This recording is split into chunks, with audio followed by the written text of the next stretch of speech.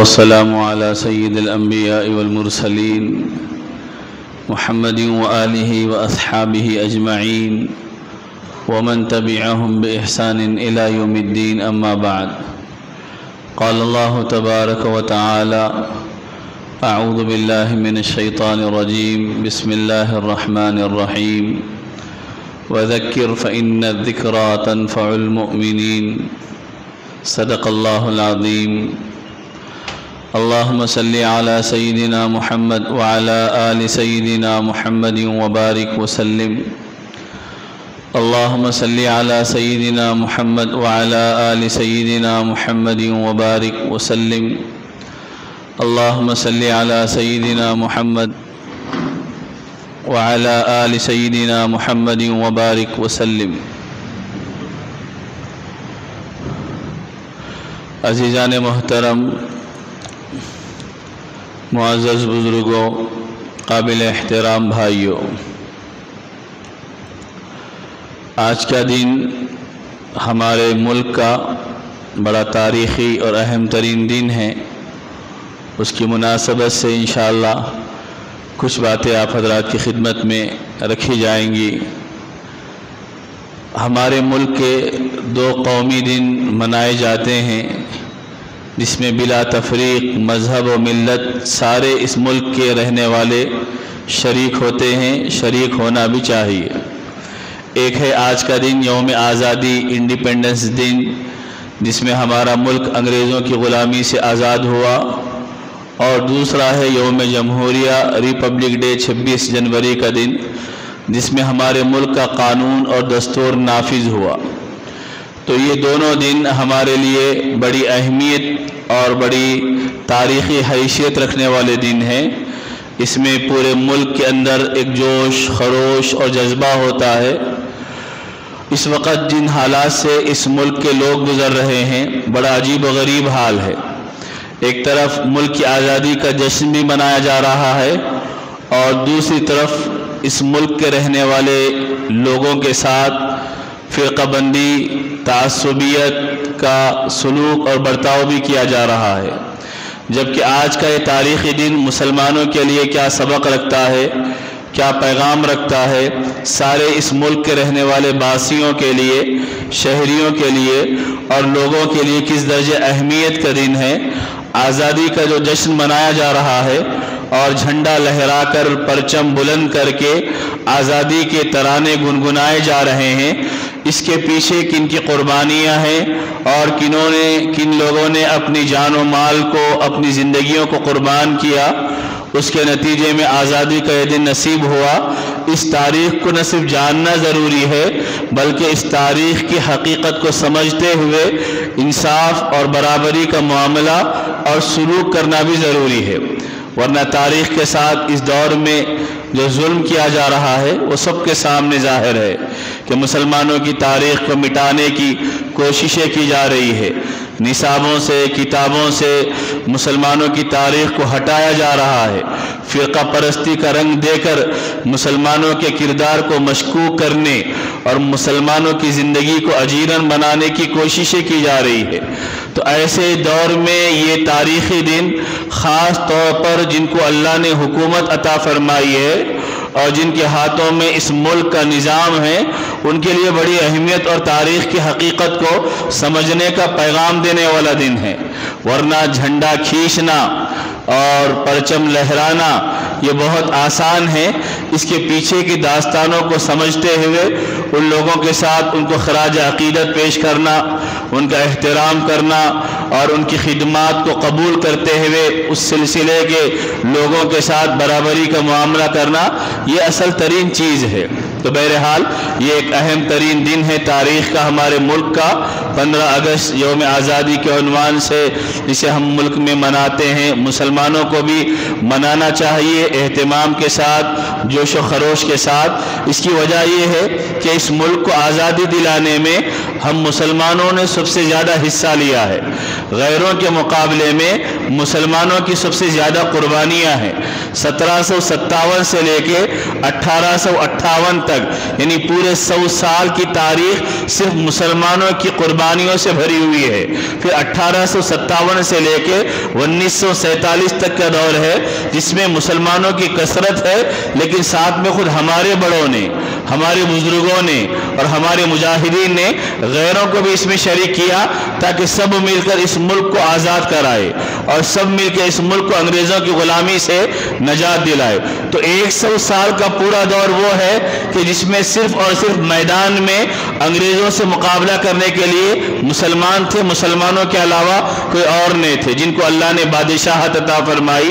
حکومت عطا فرمائی، سلطنت عطا فرمائی۔ انہوں نے جن کے ہاتھوں سے حکومتیں چھینی گئی ہے ان کو احساس تھا کہ ملک کی اہمیت کیا ہے، اور دوسری طرف مسلمان دنیا کی واحد قوم ہے کہ جو ہمدردی کے جذبے کے ساتھ دنیا میں آئی ہے۔ خود غرضی مسلمانوں کا مزاج نہیں ہے۔ مسلمانوں کو جو تعلیم دی گئی ہے وہ ساری انسانیت کی بھلائی کی تعلیم ہے، وہ سارے انسانیت کو فائدہ پہنچانے کی تعلیم ہے جو مسلمانوں کو دی گئی ہے۔ تو ظاہر سی بات ہے جب مسلمانوں پر مسلمان کسی پہ ظلم ہوتا ہوا دیکھیں، کسی کے ساتھ زیادتی ہوئی دیکھیں گے تو مسلمان میدان میں اتریں گے، ظلم کے خلاف کھڑے ہوں گے، ناانصافیوں کے خلاف کھڑے ہوں گے، انسانیت کو بچانے کے لیے لڑیں گے اور اپنی جانوں کا نذرانہ پیش کریں گے۔ اس وجہ سے کہ مسلمانوں کا امتیاز قرآن میں اللہ نے یہ بتایا کہ تم انسانیت کی بھلائی کے لیے دنیا میں بھیجے گئے ہو۔ انسانیت کی بھلائی جہاں کلمہ پڑھا کر ان کو ایمان میں داخل کرنا ہے،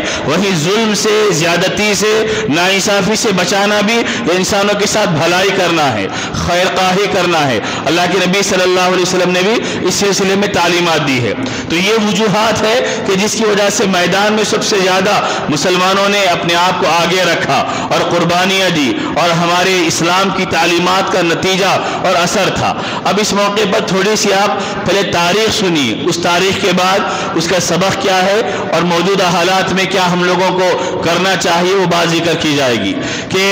آزاد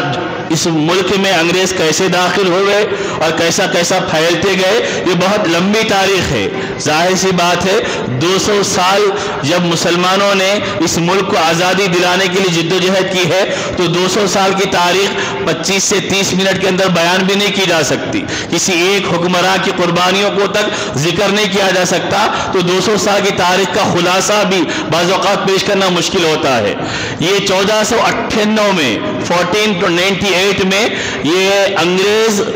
کالی کٹ جو کیرلا کا ایک علاقہ ہے وہاں سے داخل ہوئے، اور اس عنوان پہ داخل ہوئے کہ ہم اس ملک میں تجارت کریں گے، کاروبار کریں گے، کیونکہ اس زمانے میں بھی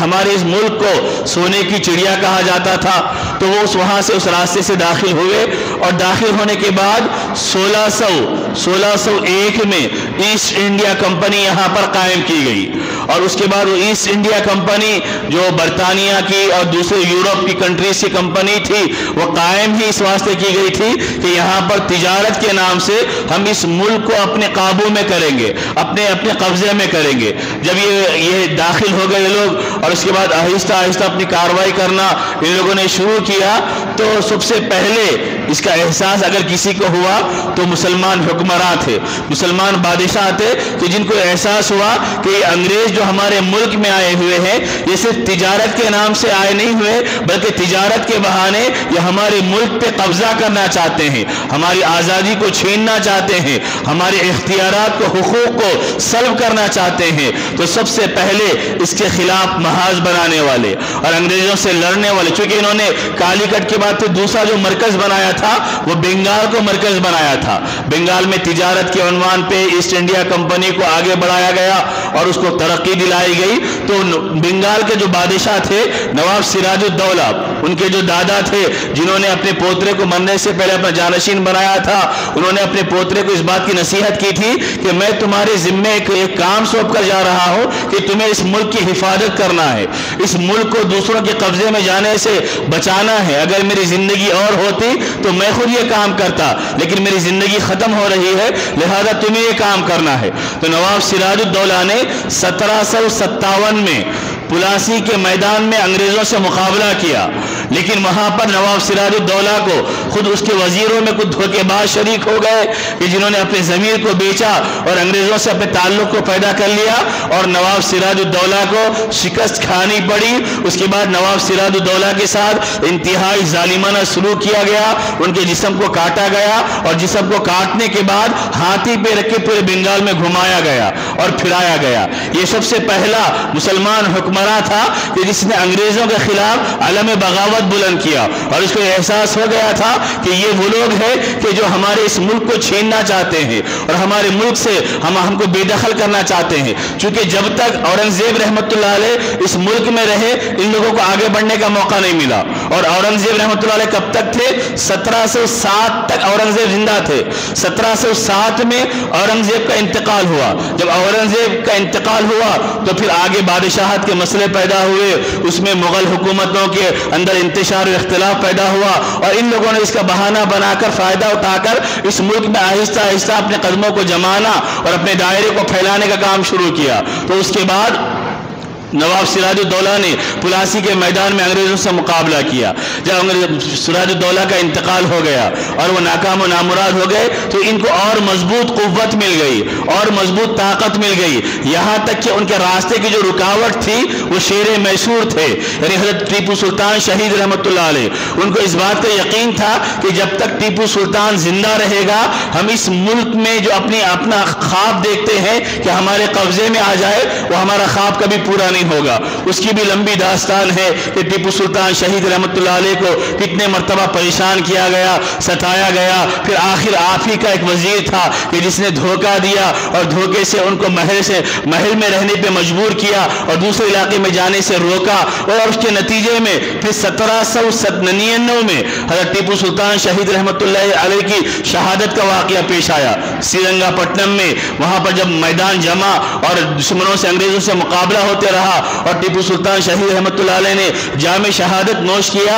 اللہ نے ان کی زندگی میں اتنا رعب، اتنا دبدبا اور اتنی قوت و طاقت عطا فرمائی تھی کہ مرنے کے کئی گھنٹے گزر گئے لیکن کسی کو ان کی لاش کے قریب جانے کی ہمت نہیں ہوئی، اس وجہ سے کہ وہ اس ڈر اور خوف میں تھے کہ ایسا نہ ہو کہ ٹیپو سلطان مرنے کی نقل کر رہا ہو، ایکٹنگ کر رہا ہو اور ہم قریب جائیں گے تو وہ اڑ جائے گا، چونکہ ان کو شیر اور بہادر کہا جاتا تھا۔ لیکن جب گئے قریب جا کر انگریز نے دیکھا کہ ان کی ناش ٹھنڈی پڑی ہوئی ہے اور اس کو یقین ہو گیا کہ ٹیپو سلطان شہید ہو گئے ہیں، تو اس نے خوشی سے ایک آواز نکالی اور یہ کہا کہ آج سے ہندوستان ہمارا ہے۔ اب ہندوستان کو ہمارا ہونے سے کوئی نہیں روک سکتا، کیونکہ روکنے کی جو رکاوٹ تھی وہ یہ ٹیپو سلطان تھا جو آج ہمارے راستے سے صاف ہو گیا۔ میرے بزرگوں، میرے بھائیوں، یہ پوری حقیقی تاریخیں ہیں کہ جنہوں نے اس ملک کی آزادی کے لیے اپنی جانوں کو قربان کیا اور ان کے سامنے کوئی اپنی ذاتی مفادات نہیں تھے بلکہ سارے اس ملک کے رہنے والے انسانوں کے مفادات تھے۔ وہ یہ نہیں چاہتے تھے کہ جو آزاد ملک ہے،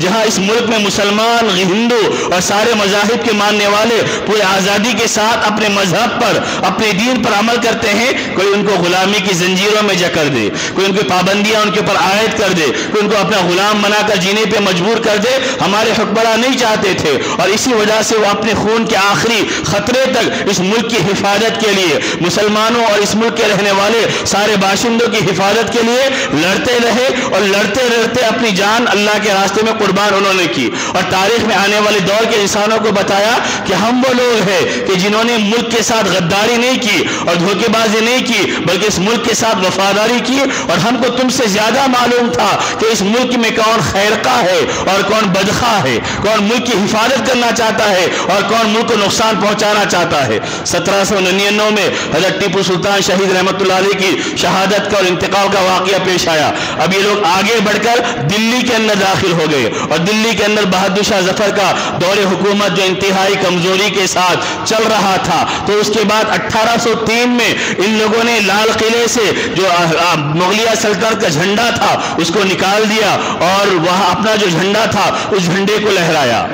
یعنی اس کا اعلان ہو گیا کہ اب گویا کہ اس ملک میں حکومت چلے گی تو انگریز کی حکومت چلے گی، خلق خدا کی اور حکم انگریزوں کا چلے گا، ان لوگوں نے اسے اعلان کیا۔ اسی زمانے میں 1803 کے اندر سب سے پہلے انگریزوں کے خلاف جہاد کا اعلان کرنے والے حضرت شاہ ولی اللہ محدث دہلوی رحمۃ اللہ علیہ کے بیٹے حضرت شاہ عبدالعزیز رحمۃ اللہ علیہ تھے، کہ جنہوں نے یہ اعلان کیا، یہ فتویٰ دیا کہ یہ ملک دارالحرب ہے، یعنی مسلمانوں کا یہاں پر ایمان پہ جمنا مشکل ہے، لہذا مسلمان اپنے ایمان اور اپنے ملک کی حفاظت کے لیے اپنے دشمن سے لڑے، اس کو کہتے ہیں دارالحرب۔ اور وہ فتویٰ شاہ عبدالعزیز رحمۃ اللہ علیہ نے دیا۔ جب یہ فتویٰ منظر عام پہ آیا تو اس وقت علماء کی پوری ٹیم تیار ہوئی، ایک طرف شاہ عبدالعزیز رحمۃ اللہ علیہ نے اپنے شاگردوں کو شاہ اسماعیل شہید رحمۃ اللہ علیہ، سید احمد شہید رحمۃ اللہ علیہ کو تیار کیا، اور دوسری طرف دارالعلوم دیوبند کے جو بانین تھے حضرت قاسم نانوتوی رحمۃ اللہ علیہ، حضرت رشید احمد گنگوہی رحمۃ اللہ علیہ، حاجی امداد اللہ مہاجر رحمۃ اللہ علیہ،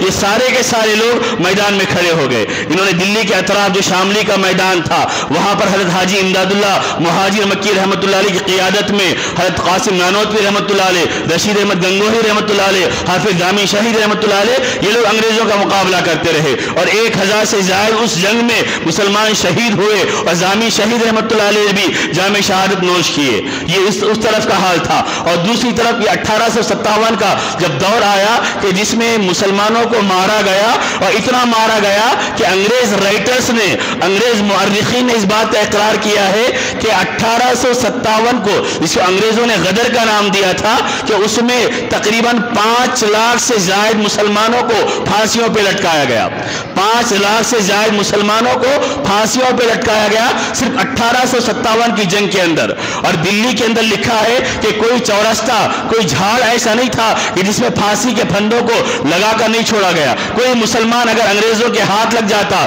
تو اس کو ہاتھی پہ بٹھاتے، پھانسی کے پھندے پہ پاس لے کر آتے، گلے میں پھانسی کا پھندا ڈالتے، ہاتھی کو آگے بڑھا دیتے، اور وہ مسلمان تڑپتا ہوا جس کی آنکھیں باہر آ جاتی، زبان نکل جاتی، اور وہ ہاتھ پیر مارتے ہوئے تڑپتے تڑپتے مر جاتا۔ اس انداز میں ان لوگوں نے مسلمانوں کے ساتھ ظلم کا اور زیادتی کا معاملہ کیا۔ اور ایک انگریز یہ جو 5 لاکھ کا میں نے فیگر نقل کیا ہے، ایک ہندو رائٹر رام گپت نام کے رائٹر نے اپنی کتاب میں لکھا ہے، جس کو علماء نے نقل کیا، کہ اس 1857 کے اندر 5 لاکھ مسلمانوں کو پھانسی دی گئی۔ اور بعض نے یہ بھی لکھا کہ انگریز اس زمانے میں مسلمانوں کو ایسی سزائیں دیتے کہ توپ، جس سے وہ لوگ بارود سے توپ کے ذریعے لوگوں کو اڑاتے تھے، توپ کے منہ کے اوپر ایک مسلمان کو رسیوں سے باندھ دیا جاتا اور توپ چلائی جاتی، جس کے نتیجے میں مسلمان بوٹی بوٹی بن کر ہوا میں بکھر جاتا۔ یہ مسلمانوں کو سزائیں دی گئی۔ اور یہ بھی لکھا گیا کہ مسلمانوں کو جانوروں کے چمڑے میں لپیٹ کر جلتی ہوئی آگ کے اندر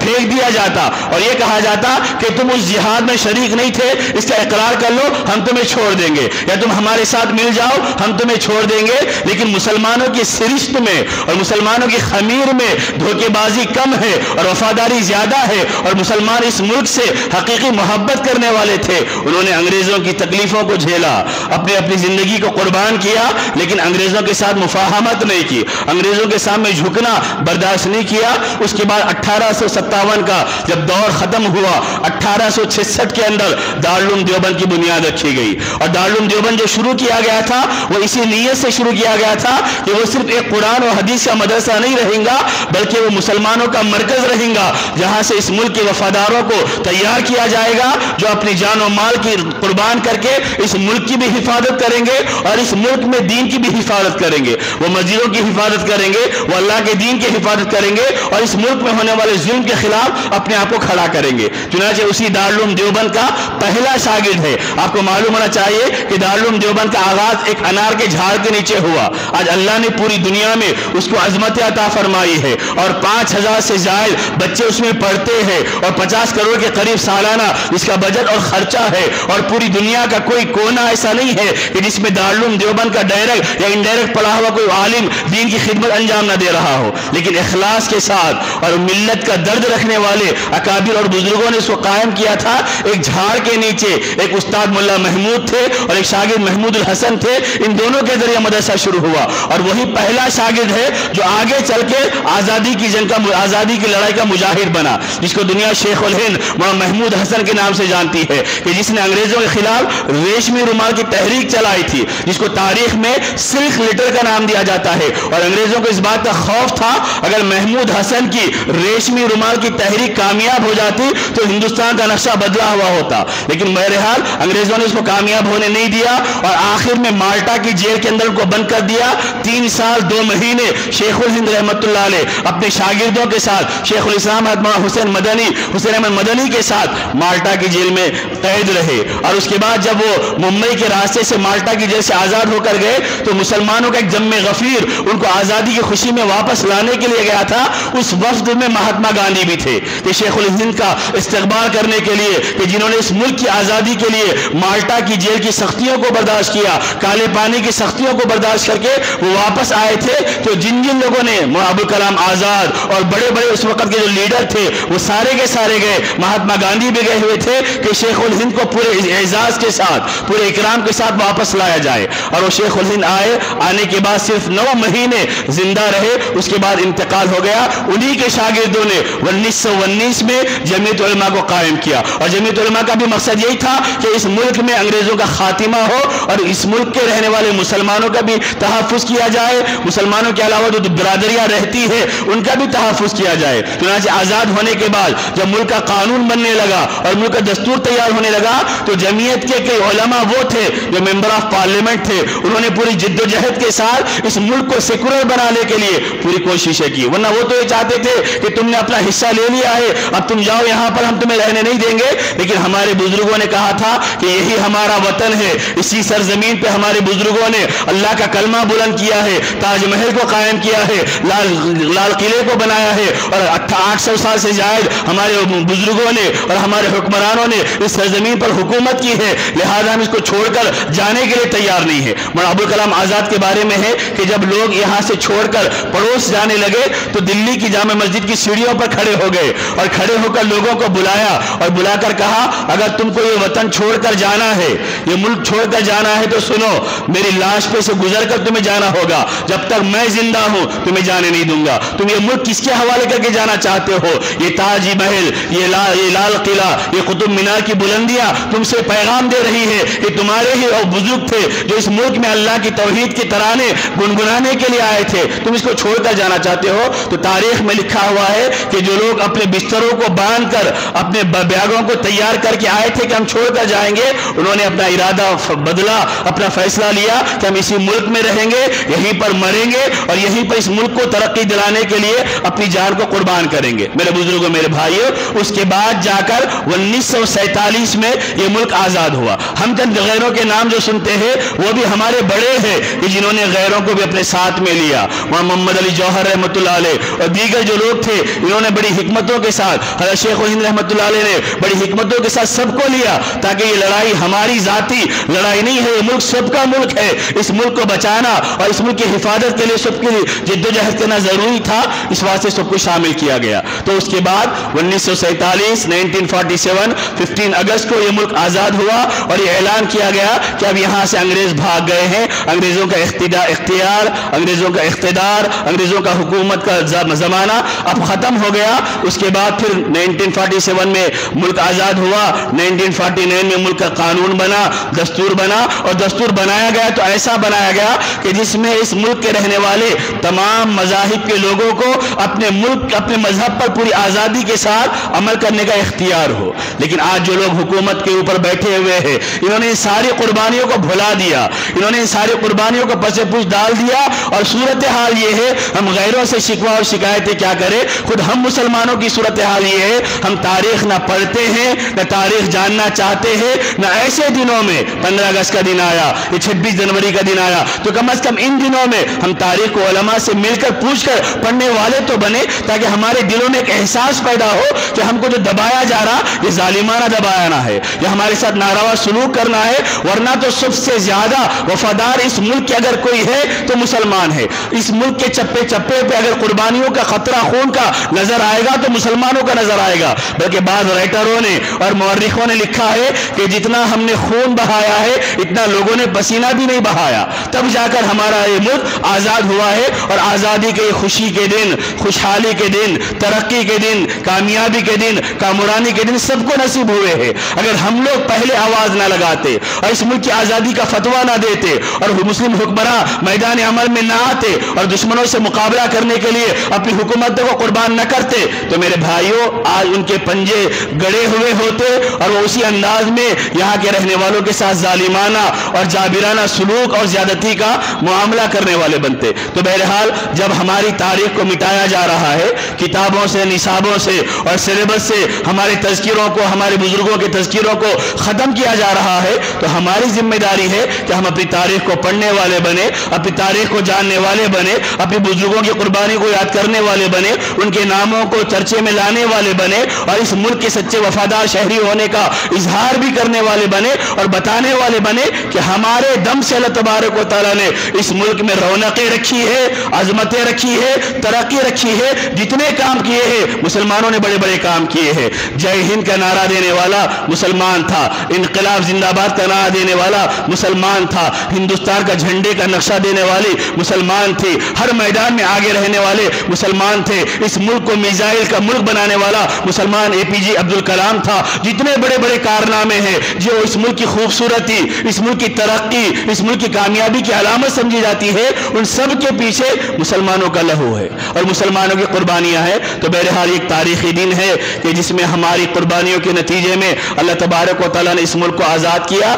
ہم سب کی قربانیوں کی قدر کرتے ہیں، مسلمانوں نے بھی دی، اس کے بعد میں غیروں نے بھی دی، اس کے بعد میں سب کی قربانیوں کا احترام کرتے ہیں۔ لیکن یہ زیادتی اور ناانصافی ہے کہ مسلمانوں کے ساتھ تعصب کا اور نہ برابری نہ سلوک کیا جائے۔ چند دن کی حکومتیں ہیں، اللہ کا نظام یہ ہے وَتِلْكَ الْأَيَّامُ نُدَاوِلُهَا بَيْنَ النَّاسِ کہ اللہ لوگوں کے درمیان دنوں کو الٹتے پلٹتے رہتا ہے۔ آج کسی کا سورج طلوع ہے، کل غروب ہونے والا ہے، آج کسی کے پاس اجالا ہے، کل اندھیرا آنے والا ہے۔ اگر انصاف کریں گے، برابری کریں گے، سب کے حقوق کو ادا کرنے والے بنیں گے تو تاریخ میں اچھے حکمرانوں کی حیثیت سے یاد کیے جائیں گے۔ ناانصافی کرتے رہیں گے، ظلم و ستم کرتے رہیں گے تو تاریخ میں جس طرح آج بھی فرعون کو، حامان کو اور شداد کو انتہائی ظالم بادشاہ کے طور پہ جانا جاتا ہے، آج کے حکمراں بھی انہی کا حصہ بنیں گے اور انہی کے صف میں کھڑے ہونے والے بنیں گے۔ اللہ تبارک و تعالیٰ صحیح علم و عمل کی توفیق عطا فرمائے۔ وآخر دعوانا ان الحمد للہ